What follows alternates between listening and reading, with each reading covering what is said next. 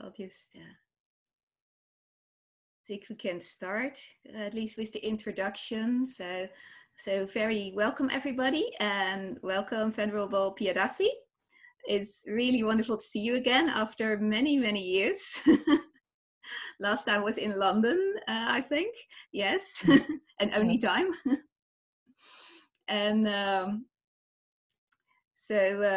yeah, what we are, now let me just introduce you a little bit to the people here. Most people are here that have been here for like 3 months already, like almost every sitting.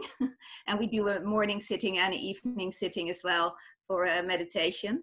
And ever since the lockdown started, and that's been really, really nice to see. And some people also come from quite far away. So I see people from Sweden, from Austria, Netherlands, from here, from the village where the monastery is, from Germany, Belgium, of course, India, Bhikkhu Aga as well. I think I'm from Thailand.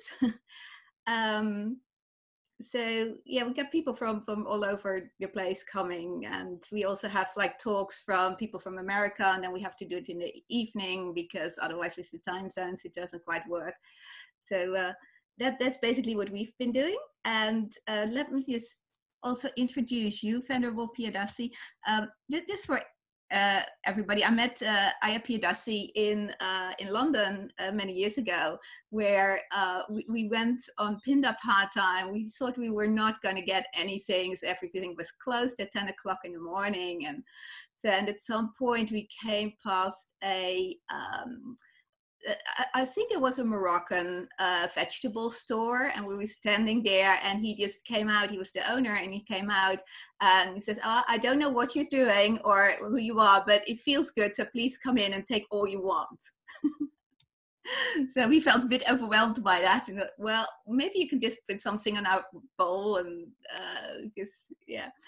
And then another man stopped us in the street and said, "Oh, I've got this restaurant further down. I'll just wait here and I'll make you something." And we were just very overwhelmed by all the goodness and the kindness of the people there. And I think afterwards, Ayya Piyadassī decided to do that again and go for a very long tudong in England.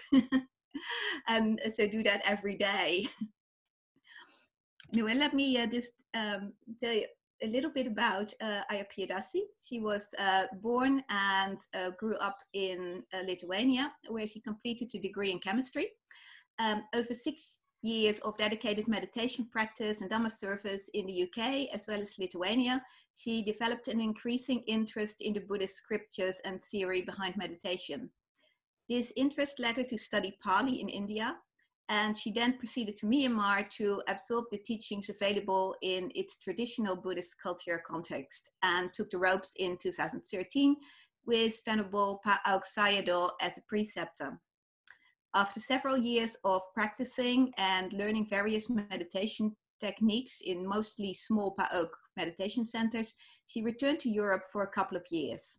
There she had the opportunity to integrate whatever she had learned in Myanmar while living in the caves of southern Spain. She is back in Myanmar and currently studying Old Indic languages in the Shan State Buddhist University. Her training in Pa Auk meditation system, academic Buddhism and science, coupled with a free life in the wilderness outside of traditional Buddhist society, informs the way she shares the Dhamma, giving precise and individual recommendations tailored to a situation based on the tradition of Theravada Buddhism. And she will speak to us today about finding security. And of course, that's a very a topic that is very current at the moment, where everything is very insecure with COVID-19, and nobody really knows what's going to happen. So Ayya, I give you the floor. You can you will do some guided meditation as well as give a Dhamma talk.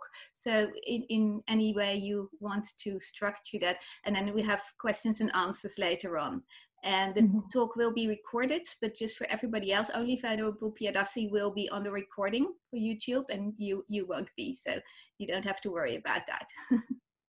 Okay, Venerable.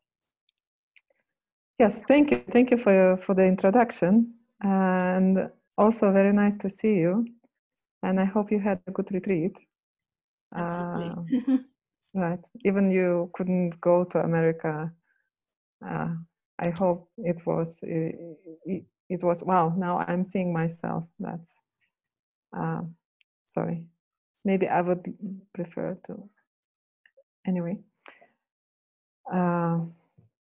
I'm sorry, but it's a little bit strange that now my video is pinned in front of me. It's a little bit strange to talk to myself. How do I do? If I do, oh, okay, I do gallery view, maybe then I can talk to everybody at the same time. I'm not so experienced with Zooms, though I have been using it, but yeah, sorry if not everything is smooth, but I will try.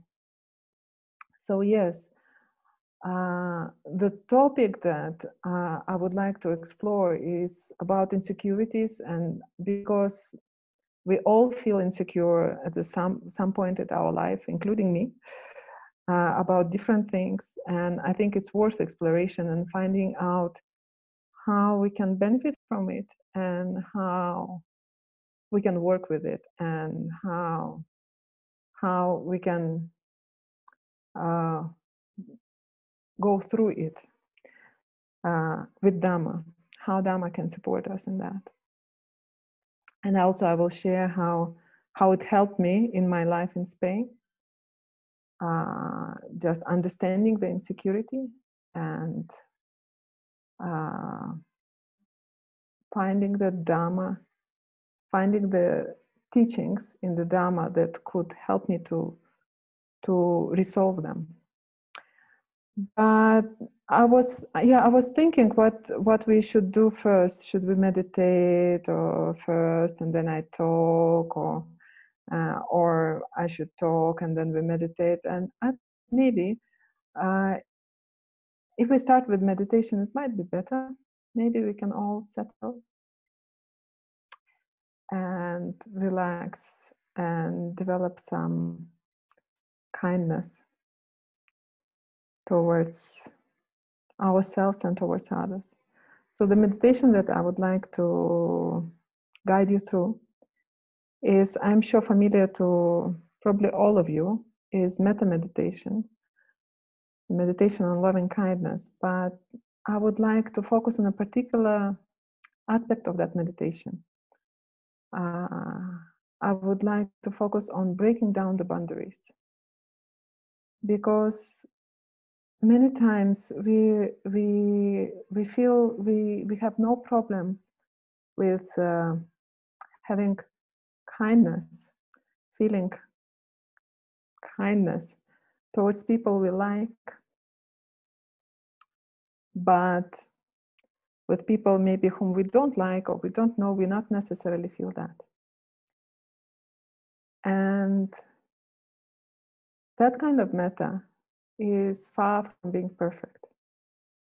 And I cannot say it is not metta, but it is a metta that needs to be developed, because real metta doesn't distinguish, doesn't make difference between I like you, I don't like you, or I don't care about you. It has kindness towards all. And breaking down the boundaries can be done in two ways.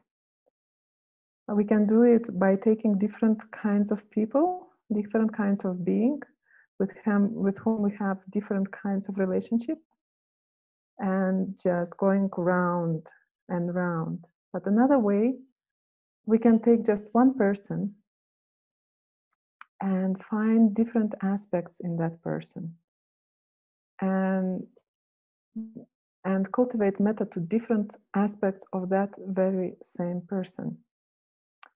And I would like to do that with you, or to suggest you to try and see how you find it, if it's helpful or not, but let's try.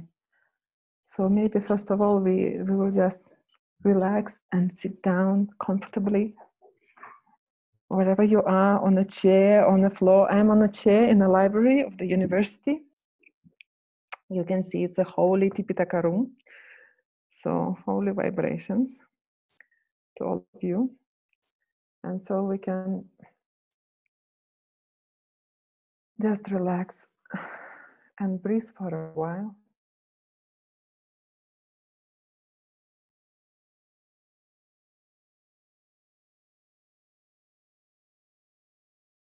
Just know how you're breathing in, breathing out. Feel your body and relax.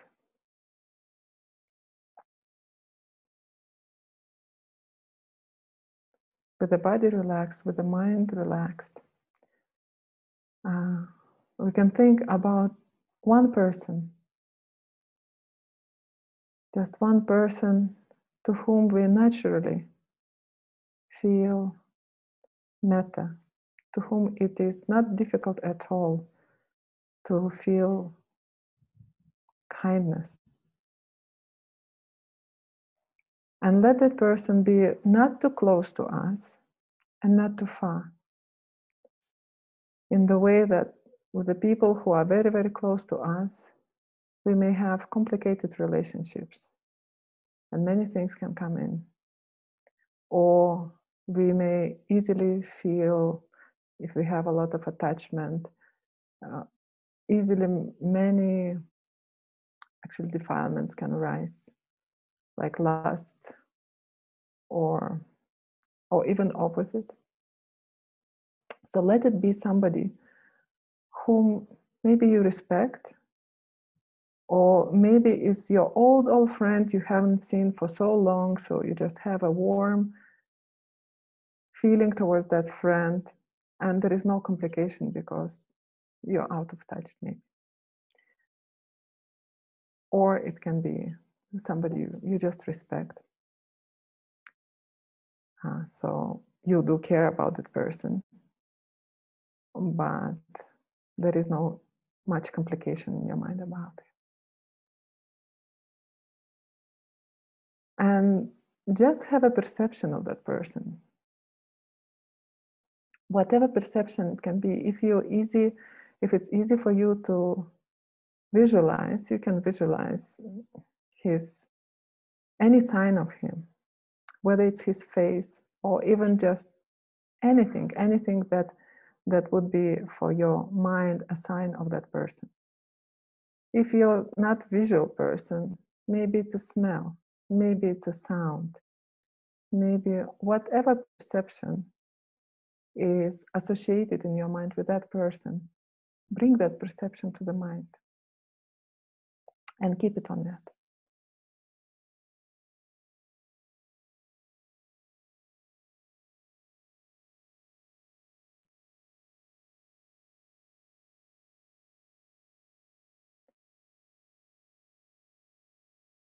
With that perception now, you can start generate thoughts of loving kindness towards that person. It can be expressed in words, any words really, any words that are meaningful to you, that are sincere. For example, may you be secure. May you feel loved. Any words that feel sincere for you, you can use.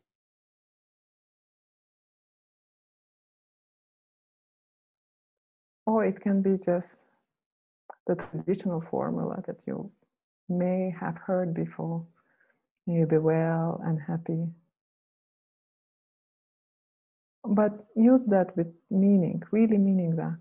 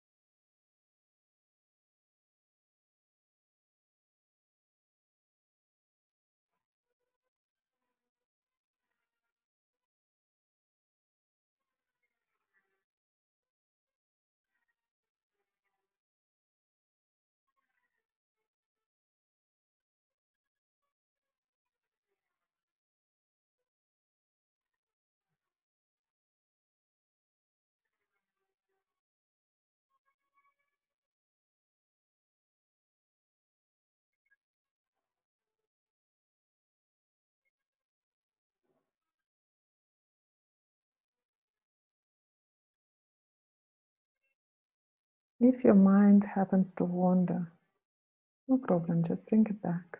Just remember the dear person to you and cultivate your thought of loving kindness towards him.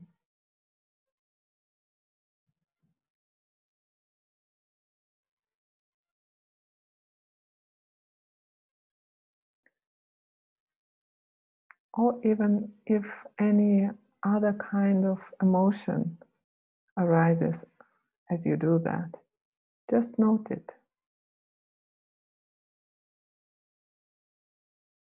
And go back to generating loving kindness. Usually just noting is really enough for letting go of that emotion.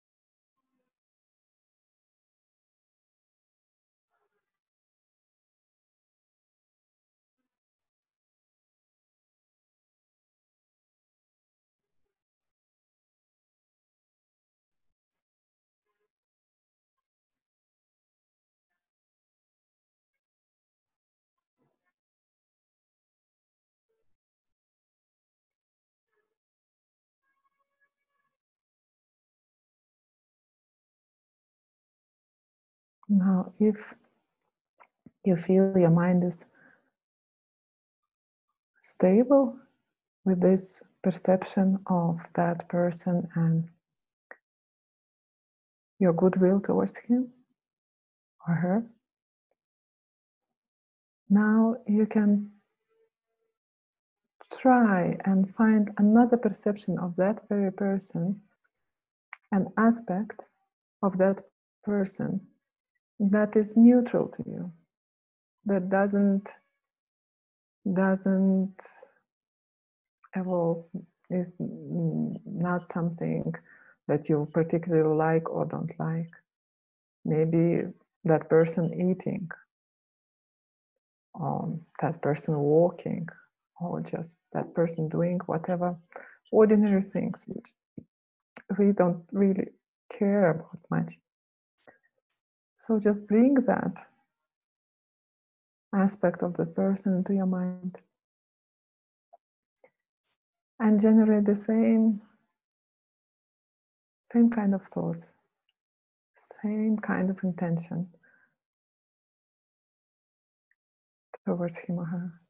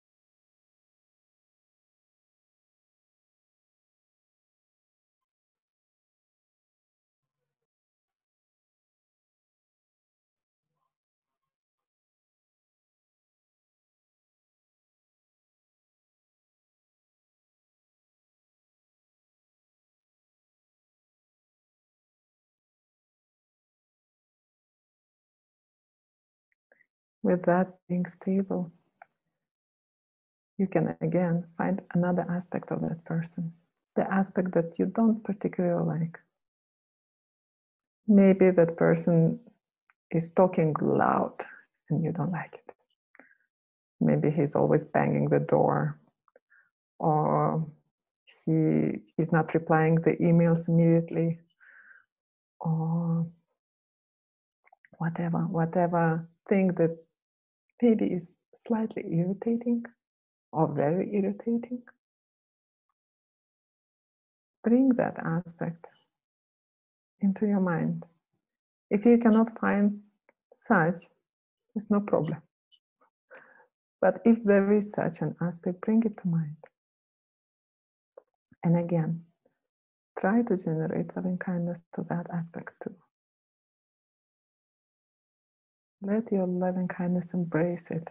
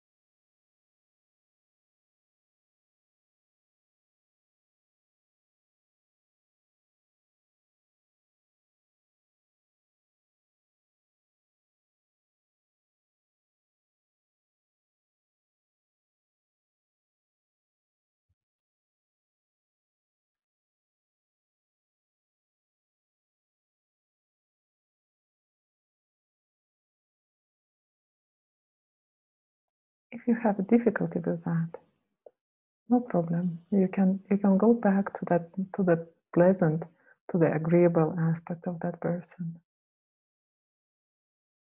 And so we do rotate these aspects in our mind for a few rounds. So just for about 1 minute, one aspect. You can do 2, 3 rounds.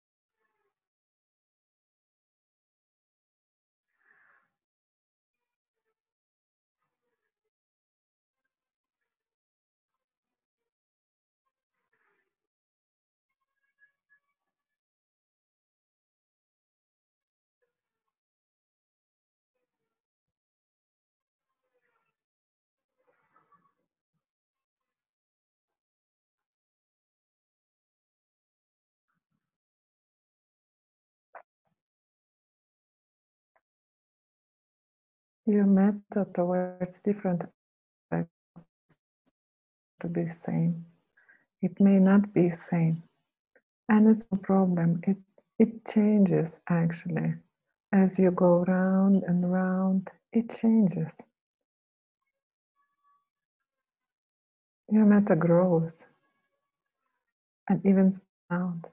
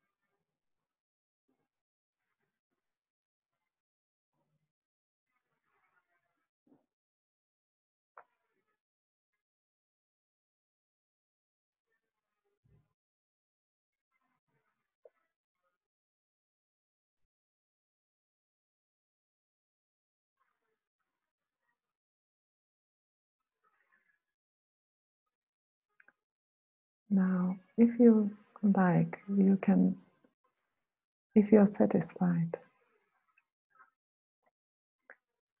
you can change the object. You can change the person, and that person whom you will take now is you. You will take different aspects of your lovely self, starting from the aspect that you like, and then going to the neutral aspect that you're not so excited or repelled by, and taking the aspect that you don't like about yourself. Maybe you would like it to be different. Just in the same way as you did with that dear person, with that respectable person.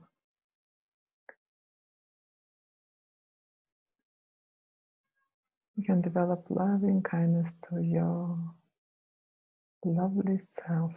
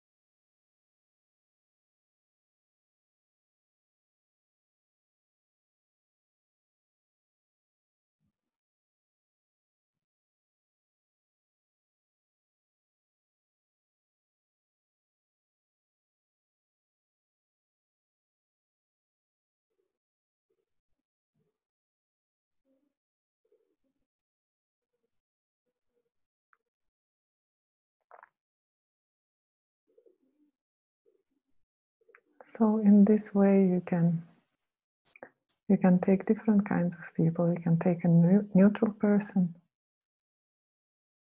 and discover the aspects that are likable in him, or the aspects that you don't like. And then when you're satisfied with that, you can take a person with whom you may have difficulties, and also find the aspects likable in him or her, and neutral, and you will not have to look for the unlikable ones. And like that, you can even out your metta to all aspects of yourself and of others, all different kinds of beings. It's beautiful. But for now, we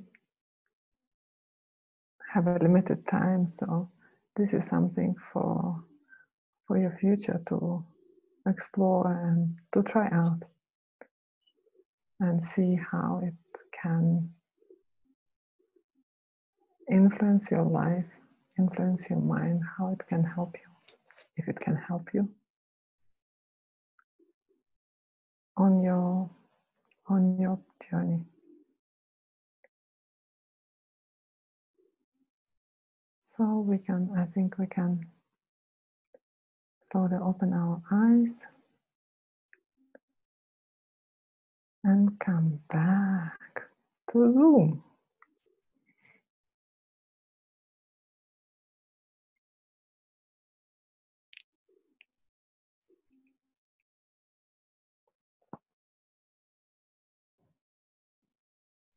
Metta is a lovely practice, especially when we direct it to all equally. But to do that, we do have to practice. Because even those people who we love dearly and who are closest to us, they hurt us the most. And even that, we can embrace and we can love if we develop. So this is a kind of practice that can help you. In fact, when I went to Spain, and I lived in a cave by the most criminal area of the city, with the drug dealers and whatever. And that cave didn't have any doors. And I had to live there somehow. So that was my practice, really. When I would wake up, I usually would wake up before the dawn, maybe, and then until the dawn, until I could see outside, I would just practice metta. And I found it such a beautiful way to begin the day.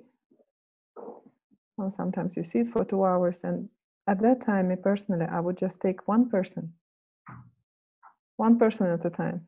All beings too much, just one person at a time. One thing it helped me is to concentrate my mind, because I had to keep that person in mind.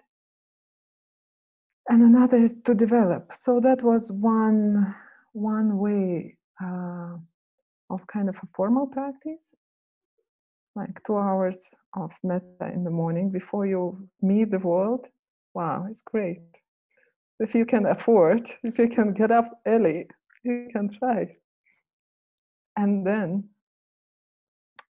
equally important part, if maybe not more important part, was that whenever I would see a person, see anybody, I would think, may you be happy, automatically.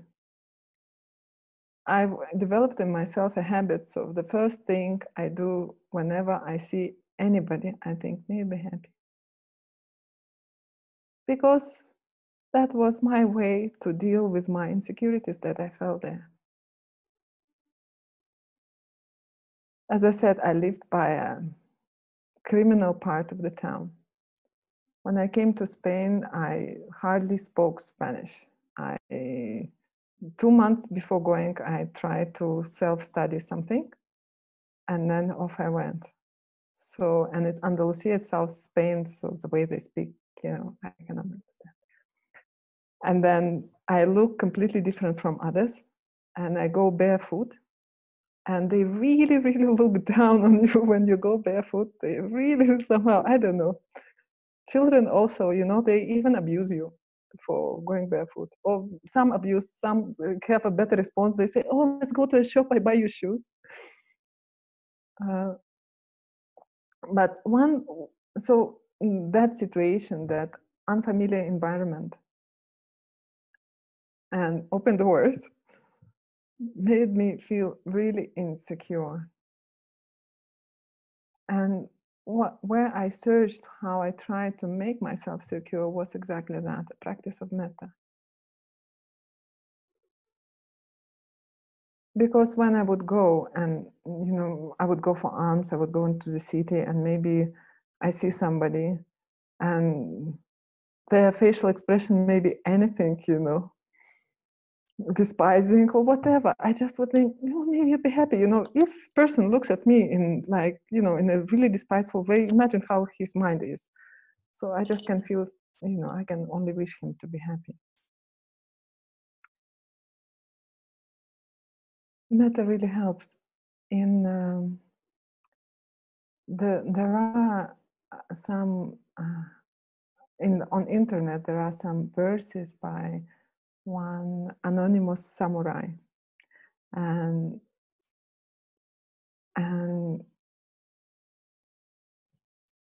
he very beautiful verses. I will read you some. But one of the verses says, "I have no armor, like no armor, not myself. I make benevolence, that is metta, no, loving kindness, my armor." So it's really like protection, and it really works. You know, maybe you have heard the Buddha one time. He has expounded the 11 benefits of the practice of metta. So among these 11, you have, you know, like poison, weapons, no, cannot harm you. So if you believe that, great, it is a protection. And well, physically, we have to try, but mentally, definitely. However hostile person may be, if your metta is strong, it really protects you. And he cannot cause you any harm. That makes you secure.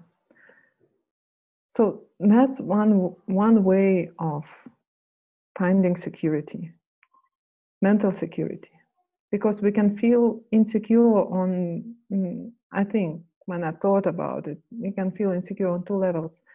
Physically insecure, like no lock on the door, or maybe you live in some rough area, or I don't know, there are criminal activities going on around, or mentally insecure with people. When you meet with people, what do they think of me? Maybe they will hurt me, especially when somebody have hurt you before. Then you feel like when you meet him again, how to do, you know, you cannot move, cannot say anything, maybe because maybe the person will bite you again, you know, and it will hurt again. So two levels of insecurities, and they can be dealt with in different ways, I think. And normally what people do, they look for a secure place, I think. Secure place may be physical or secure activity. Somewhere they associate their security with something, or maybe some person or some relationship, and think if it's there, it makes me secure. Now I feel protected. Maybe I have many friends. Of course, having many friends is very good. But then when we start to identify our security with that place, those people, those relationships, those activities, we put ourselves in real danger. Because that place, these people, these relationships, this is not something stable. This is a conditioned phenomena, and it changes. And somebody who is your friend today, your dear, dear friend today, whatever you could, I don't know, give your life for him, maybe next day can, I don't know, tomorrow, or even today, can do something, I don't know, maybe betray you. Possible. Different kinds of people, different kind of situation, different. And then your security crashed, no more. Very dangerous, very dangerous. I'm not saying that we should not relay or form relationships and have friendships and everything. No, of course, it's a very important and supportive part of our life. But to identify it as something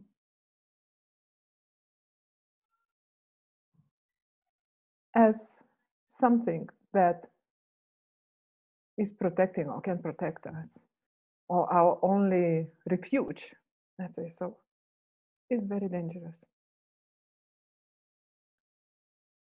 I'm speaking so because I'm speaking from experience, you know. And when something like that happened to me, I felt so, I don't know, kind of betrayed and how to do. And then I had to look inside and rediscover my own self.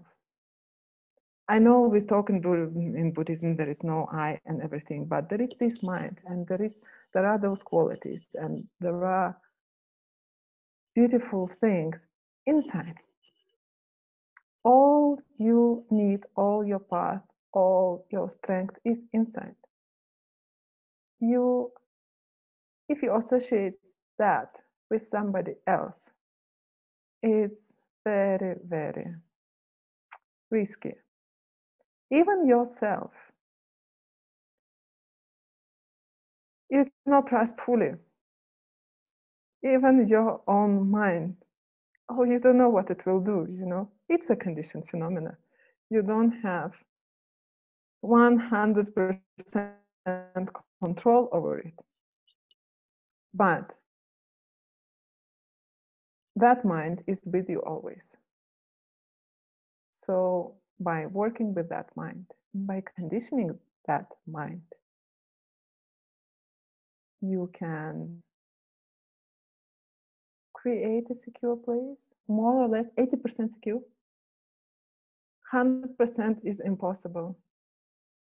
For, you know, the Buddha really showed us clearly that nothing in this world of formations is secure.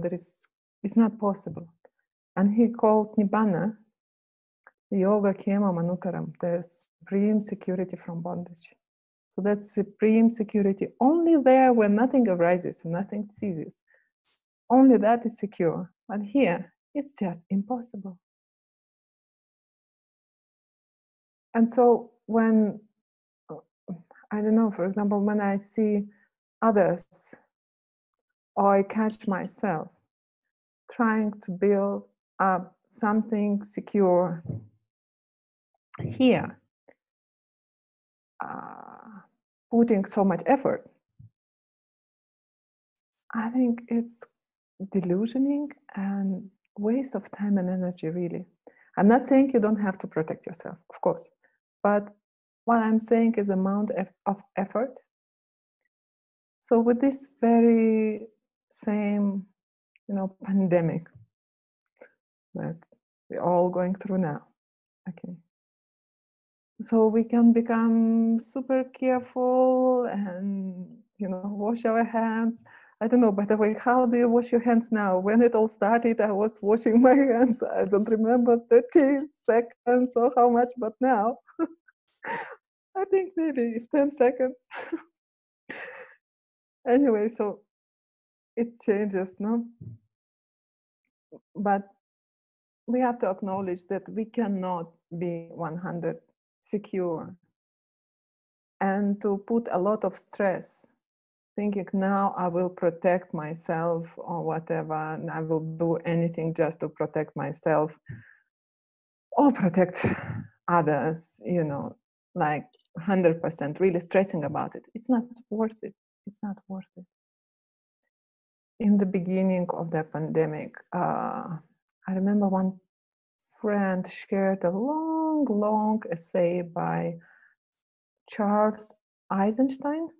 It's called Coronation. Really, really beautiful. So many ideas in there. And he's raising this point that, maybe we are always stressing over it. Frantically trying to escape illness and death. And, illness and death is a part of samsara. Really. It's okay to protect yourself, but we have to, when it gets tense, then something is wrong.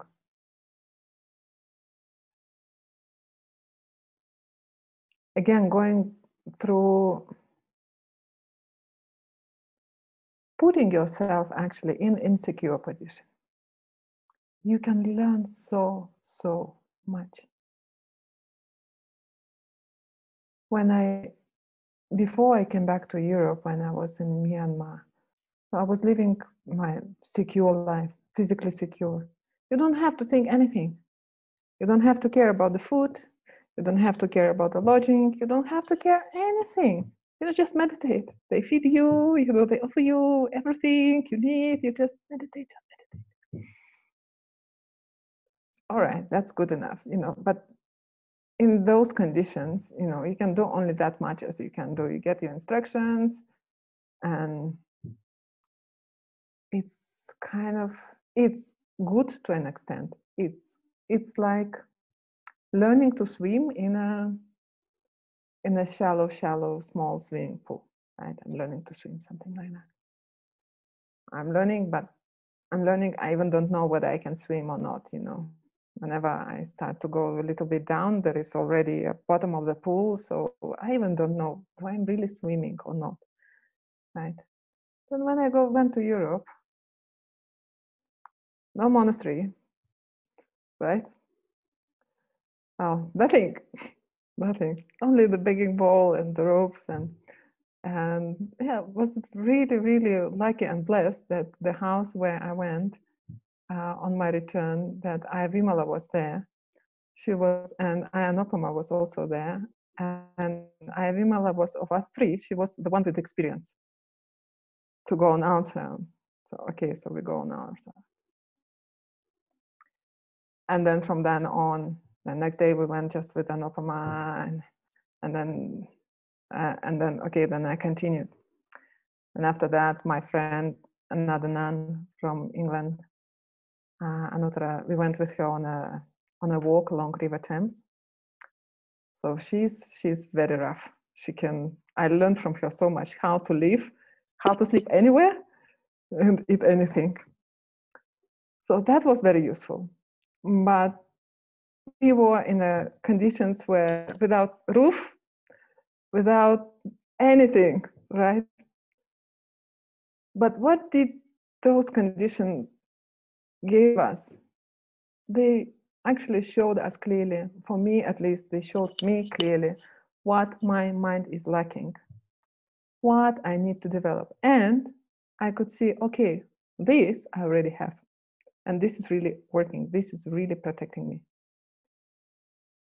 And so that was one of the things that I saw I have to develop metta. Definitely. If you're living in the world where there are no doors And any animal or any human being, you're afraid more of human beings, right? Can come in, only matter what else. I don't have a knife or, and come on, right? And I feel in those conditions, I learned the most. I learned much more staying there. I stayed for 2 months, or maybe about 1 year and 3 months, something, or 1 year and 1.5 years, maybe. I stayed in the, say, wilderness. And I learned much more than what I learned in Myanmar. Because being out of structure or protection or whatever, it requires you to be creative, and it requires you always to assess the situation, to check your mind continuously. And whatever is wrong, you have to learn to deal with it. You have to solve it. So one of the things really, which I've repeated already many times, is metta, right? Then mindfulness. And mindfulness, I mean, knowing your mind, observing your mind as much as possible, and accepting it. Now, when we were practicing this metta to different aspects of your lovely self, right?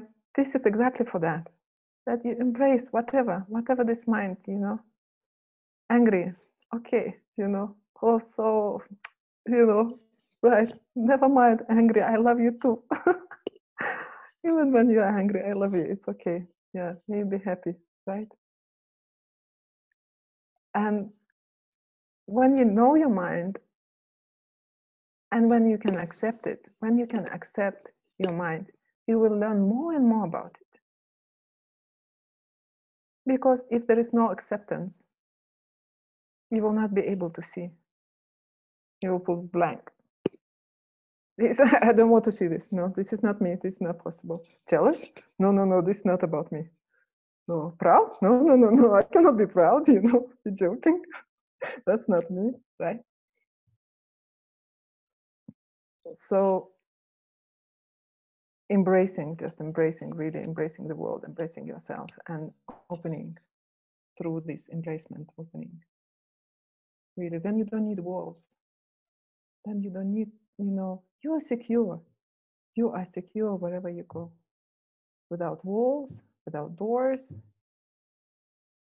Anybody you see, I mean, you'll be happy, So that was one of my discoveries, living in the wild. There was another discovery I want to share with you.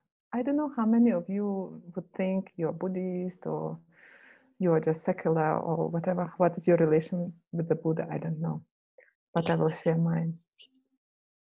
So at some point, when I was already staying in Spain, I don't remember how long, maybe about 9 months, let's say. I remember it was spring after a long winter, long and dark winter. In the winter, it's cold. I mean, Almeria, the South Spain, is quite warm, but the temperature in the cave dropped to 17 degrees. And I would have to really close the door, I mean, with a blanket, whatever, really, so no cold comes in. So it's very dark.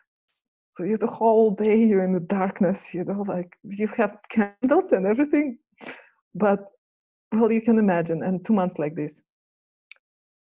So, okay, that passed by and everything. But I remember when the spring came, at some point, I just felt kind of depressed, mainly of loneliness. I felt lonely. I didn't feel like I couldn't discuss with anybody like what I'm doing, practicing, about Dhamma or anything. And I just felt lonely and really depressed. I don't remember how long, at least a few days, maybe 1 week, I don't remember. Kind of, the state you don't want to get up. And then I just thought, okay, enough. How long can you do this? Enough. And what I did, I was trying to uplift myself by reading. So one friend of mine from England, they sent me they sent me some Nikayas. No, I don't remember. Samita Nikaya. I had Majjhima Nikaya. I don't remember. So some suttas I had, and I was just reading. And one time, I was reading this sutta in Majjhima Nikaya. It's called Upāli Sutta,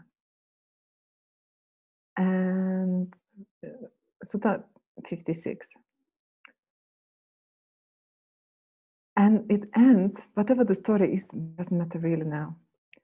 But it ends with beautiful, beautiful verses about the Buddha. So Upāli, he was a lay devotee of Mahavira, of Jains, and then he turned and became lay devotee of Buddha. And so whatever, and he's being asked, so why do you follow him? What is so special about the Buddha? And so he says beautiful, beautiful verses, and maybe I will read you if I can find it. I thought I prepared it.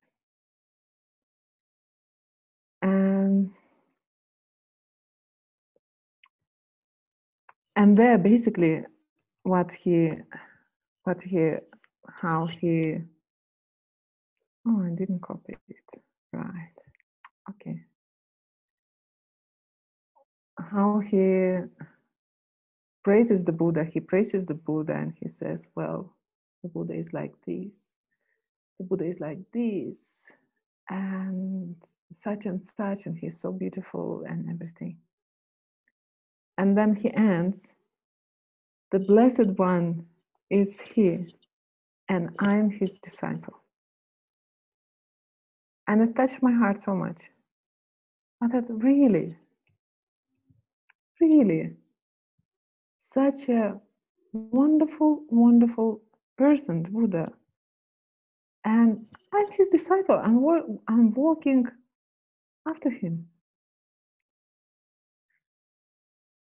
It really, really inspired me. And the translation by Bhikkhu Bodhi and Jnana by Bhikkhu Bodhi is really beautiful. When I looked into Pali, Pali doesn't inspire me as much as his translation. Translation is, I think, is better. The epithets. So I will read you maybe, I don't know, one verse is just, and I will pause after each epithet, and I'll just suggest you to just imagine the Buddha.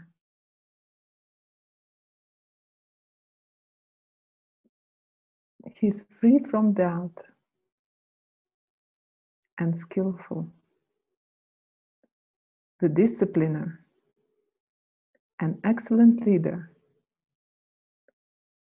None can surpass his resplendent qualities. Without hesitation, he is the illuminator. Having severed conceit, he is the hero. The Blessed One is he. And I am his disciple. The leader of the herd, he cannot be measured. His depths are unfathomed. He attained to silence. Provider of safety. Possessor of knowledge. He stands in the Dhamma, inwardly restrained. Having overcome all bondage, he is liberated. The Blessed One is he, and I am his disciple. So, actually, there are 10 verses in total there. You can read yourself. Really, really beautiful.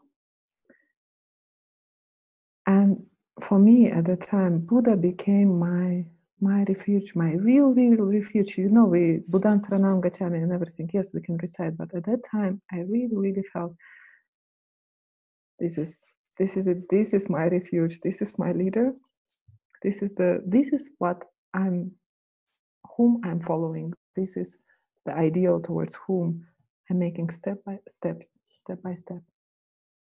And so, you know, I started to engage in some weird practices, which I thought weird when I was in Myanmar. You know, I don't know how many of you have been to monasteries and you have seen them doing this. You know, the Buddhism is not completely free from rituals, or, you know, one of the things they do, they offer Buddha water and food and, you know, like flowers, incense, etc. And when I saw, you know, they offer the food, so that's when I arrived there and I ordained, you know, they offer food. So, wow, he even eats. You know, that statue, he even eats. All right. So because we only see the outward form, nobody really explains us what is actually happening. And sometimes I would see one nun, so she would offer the food and then she would sit by the statue and then she would fan, right? So it's not too hot while the Buddha is eating, right? Well, I found it really, like, I don't know, funny or, well, amusing. Let's say so. I found it amusing at the time. But imagine me being in Spain, I started doing the same. Well, I didn't fan the Buddha,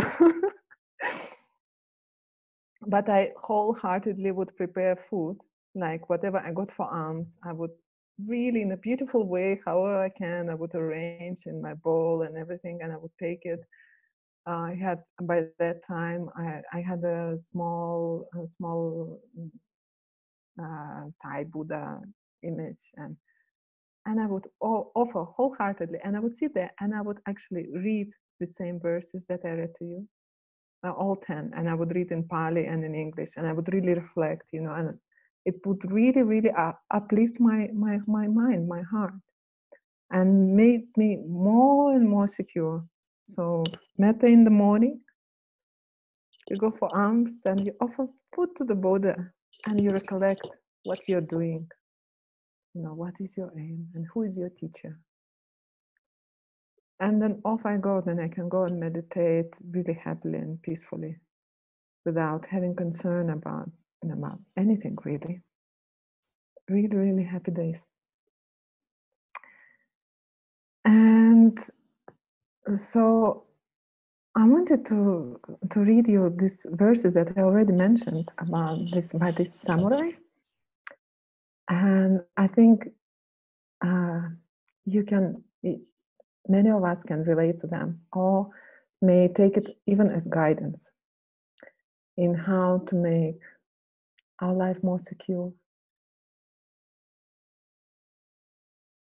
It's actually the first time when I heard these verses, or I read these verses, it was not from that web page from where I took it now, but it was from a discourse by Ujjodika from Myanmar. So one teacher from Myanmar, and he used these verses in his discourses, some of these verses. Right, very beautiful. So that I'm just accrediting, you know, the authors. So one reads, I have no home. I make awareness my home. How beautiful is that? If your home is your awareness, no, you don't need many logs or anything, you know. That's the only thing you have to do, is just have your awareness. Just don't lose yourself. Be with yourself, with this moment. Make awareness your home. Isn't that how you feel when you are actually present? You feel at home. No need to go anywhere. And then another reads, I have no life and death. I make the tides of breathing my life and death. That's also very beautiful. I think many of you practicing or have practiced mindfulness of breathing, of breath, and just understanding how it's life. You're breathing in life, and when you breathe out, it can be death, and we don't know. And even if we can be satisfied with this life for that breath only, there is nothing we need to protect. Nothing. It's already enough. I have no divine powers. I make honesty my divine power. I like this very much. Honesty, so important. And the foremost, honesty with whom? With your own self. This is why if you develop metta to all aspects of yourself, you can be honest. You can be honest with yourself. You can be honest with yourself. You can be honest with others. One difficulty that I encountered here in Myanmar is that people find it difficult to be honest. And they don't really tell you what they think or how they feel. And you're supposed to guess from the signs that they may give. But being a foreigner, I'm not acquainted with the signs, the kinds of signs they can give, so it's a very painful learning, actually. So I'm very grateful to Western culture, where we can say what we think. We don't have to express in a harsh way what we think, because not in that way, but just be honest. Just be honest. If you don't like something, just say it. Or if you need something, just say it. And to yourself or to others. And whenever it's expressed, it's always, always appreciated, really.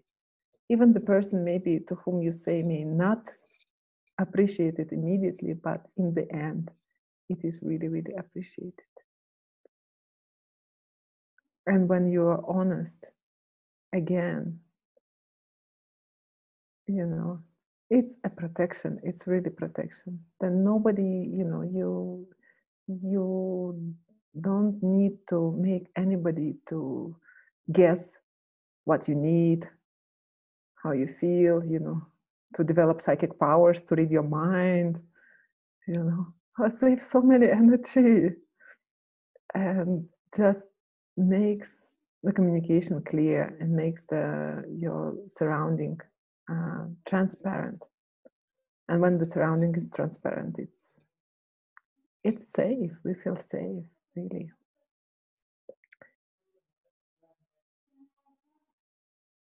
Okay.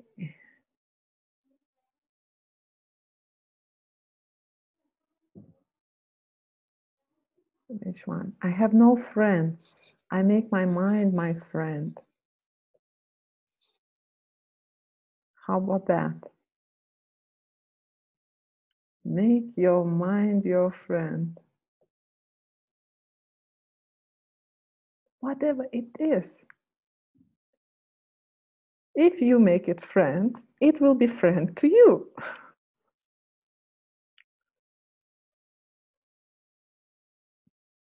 We can, and unlike our external friends, with your mind you can work and you can actually mold it slowly. You can work with it. And your friends, they will be just like they are. Running away or doing what they think and you cannot change them, right? But with your mind you can work and you can make it a real friend and real alliance who will help you to be in this world in comfort and to go forward towards liberation, slowly, no? I have no enemy. I make carelessness my enemy. Right? Please make carelessness your enemy. Right? Let's try to attend to what we are doing. I have no armor, I make benevolence my armor. No, that's what I already said. I have no castle, I make immovable mind my castle. All right. So that's just concentration. Makes you stable. Okay, so all right, and last one. I have no sword, I make absence of self my sword. This one is also very good. This is the real protection. It needs to be developed. Because it doesn't come just like out of nowhere. But if there is no self, there is nothing to protect, there is nothing to feel insecure about. Whenever we have insecurities, is exactly because of the self we're trying to protect. That little lovely self, right? So this perception of anatta we can develop. And it should be developed if you want to realize Nibbana, the highest, the most secure freedom from bondage. All right, so I just looked at the clock, and wow, right? We still have to leave some time for question and answers, and maybe I shall stop here then, and we can open the question and answer. Maybe Ayya Vimala can, I don't know, somehow guide this process, because I don't know how it works. Thank you very much, Venerable, for sharing your experiences and this beautiful Dhamma talk. Yes, the questions you can either put in the chat to me, and then I'll read them out. Or you can raise a hand. If you go to the button participants at the bottom, then there's something called raise hand. So you can do that. If you want to and then Amina will unmute you, and then you can ask the question yourself when I call your name. But in that case, your voice will be on the recording, but not your image. So just so you know the two options. So are there any questions?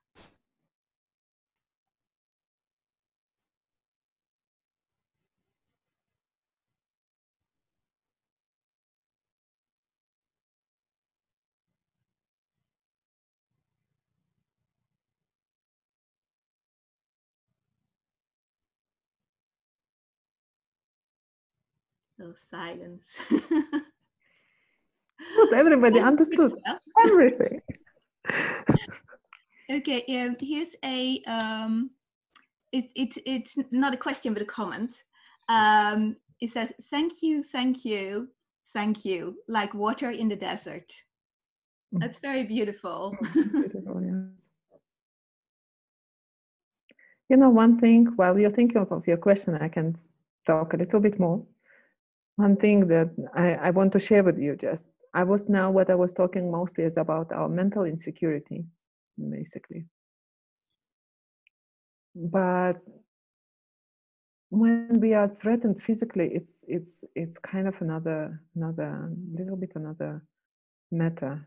It's metta is very, very difficult. When I was, again, while I was living in Spain, at some moment there appeared one pyroman, and he burned one cave next to whatever my cave, and it was burning for the whole day and night, and like horrible, really.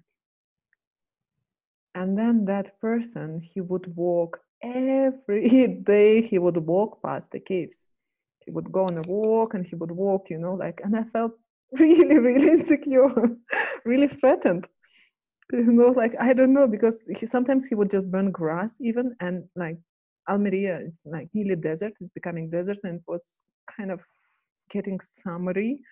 So, I mean, a little bit of fire, I don't know how far this fire can go, and like really crazy. And what can you do? And try to develop metta. Yes, I would every day, I'll tell you what I did. Every day I was sitting, when I knew when he would go past, right? Because he was like a clock. I would just go out of the cave and I would sit next to it. So make sure he sees me, you know. Because sometimes, one time I got a news from another part of the city. There were also like other caves, and the cave was burned, and like people died. They got suffocated in the cave. Maybe they were, whatever they were doing, I don't know what happened. I don't know the details, but I mean, this is kind of reality. But this kind of like intense situations, it may not seem so at that time, but it really is an opportunity to get know better the mind and see your reactions and really the underlying tendencies and everything. It just brings it up. And of course you have to respond, you need to protect yourself. You will protect yourself how you can, physically. But on the mental level, it is really an opportunity. It is really an opportunity. There's another question. And what was it that made you decide to go and live in the caves in Spain? Oh, I just didn't have where to go. The thing is that I left Myanmar because I had infection, and my digestion failed completely. I couldn't digest food anymore. Like the rice I would eat and it would come out of me the same. And so I stopped eating rice. I went on carbo-free diet. And my teacher was very concerned about this. So I went like this maybe for 3 months. And my teacher told me, if you are not starting eating rice in the next 2 weeks, you better go back to Europe, and you get yourself together, and then you come back. Right? So he was really worried, no? And so I didn't go straight away to Europe, but eventually I left, and just to get myself back together. And when I came to Europe, I didn't have where to go. You see, in Myanmar, it's very easy. You go anywhere, any meditation center. Oh, welcome! And like the doors are open and everything. You don't need to write any applications or anything. You just come. Mostly. Okay, there are some maybe you will have to register or whatever, but it's just kind of formality. Or maybe if it's a very kind of posh place or whatever. But actually, mostly you can just go. You just turn up. And I think Linda will know this is what she did. She just turned up, right? But in Europe, it's not like that. In Europe, it's not easy to find for a nun to find a place where to go, really. So my friend who stayed there before, my friend from England, as a nun, she stayed there in these caves before, and she was coming back to Myanmar. And she told me, well, you can go there. And she drew me a map on a paper, I didn't have any smartphone or anything. My friend, she bought for me like a normal phone just in case emergency. But anyway, so my friend, she drew me a map, and she gave me a bus card so I can come from the airport to the center, and that's it. And another friend bought me a ticket, and I went. So just that, and yeah, it was beautiful. And the first Vaso I stayed near the town. The second Vaso I went in the mountains. I went further away, and that was also beautiful. That was another step. The first step was living without door. The second step was living without walls. Step by step, step by step. It is one more question. What is your way of the best practice of anatta in the face of strong feelings? Can I hear again, or can I see it, or is it? Can you read it again, please? What is the best way to practice anatta in the face of strong feelings? Well, I think first and foremost is sati. No, that's first and foremost. So just being mindful of it and not not trying to push it away, but also trying not to follow it. So sometimes maybe very strong emotions arising, and when they arise, they may push you to do something on account of them. So I would suggest not to do, but just observe and feel how it feels. And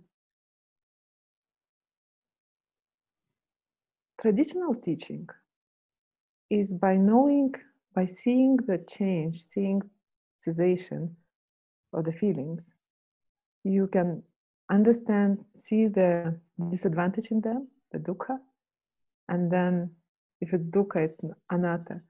But really, you can just contemplate that the feeling is just feeling. It's a conditioned phenomenon. It's arising. You just stay with it. And it's not you, it's not mine or anything. It's just a phenomenon. And just see how it goes. It's just nature. In Myanmar, there is one meditation center, Shwe Umin, right? And the teacher's name was Utajane. Very, very popular among foreigners. So what he is teaching, actually, he is teaching anatta.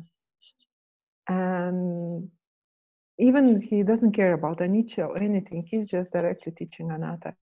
And his way of presentation is you just be mindful always. You accept it. And just know that this is just Dhamma. This is just nature. And it's absolutely fine. There is no problem. And it's a very good question, because actually I wanted to read you a poem, and I have it by my hand, so I will read you a poem. It's not like from scriptures or anything, but I found this poem beautiful. And it's written by, I don't remember who, it's written by Teddy Macker, and it's written he wrote it for his daughter. And he writes, "It seems we have made pain some kind of mistake. Like having it is somehow wrong. Don't let them fool you. Pain is a part of things. But remember, dear Ellie, the compost down in the field.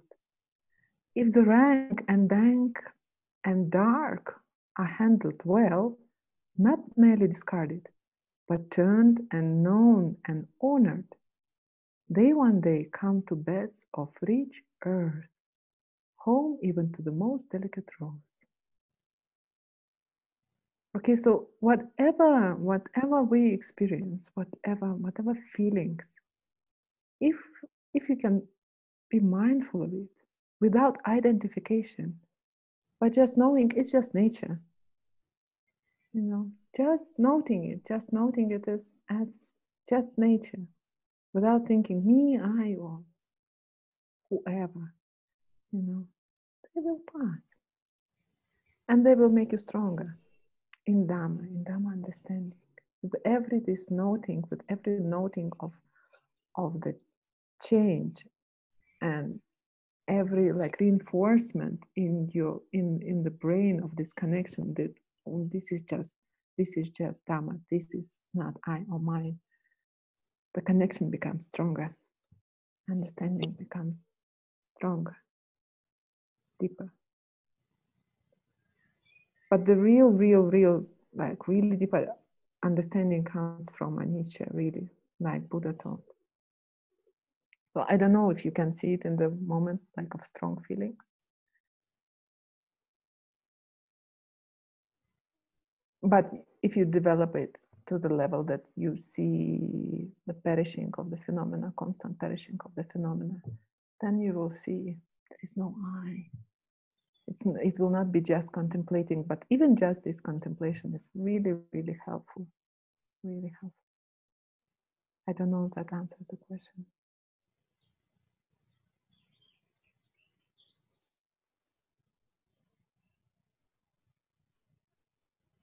Thank you very much, Ayya. I think we are running well, it's 11 o'clock already. Right. So thank you very much. And it was so lovely to see you again. Yes, Also, nice to see you too. thank you Nice to see you also, too. people. Nice to see you all. Thank you for coming. Thank you for listening. You know, yeah, really. May you be well and happy all. May you be secure. May you all be secure.